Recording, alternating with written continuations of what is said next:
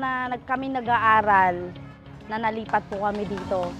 Talagang yung daan po namin yung ang napaka masasabi mong worst kasi po pagkadating po ng tag-ulan, sobrang putik.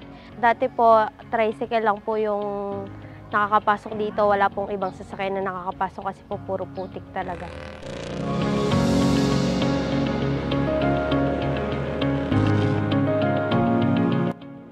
Nung inyayos po nila, natutuwa po kami dahil maganda na yung daan namin palabas ng highway.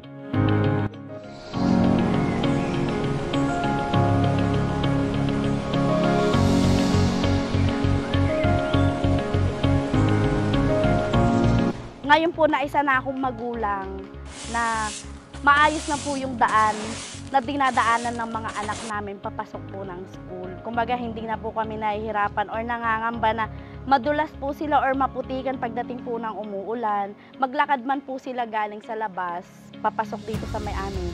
Safe po silang makakarating kasi po okay na yung daan na dinadaanan po nila. Ay napaganda na, marami na pong napapasok na sasakyan. Pabor po talaga sa kanila, nagawa yung daan.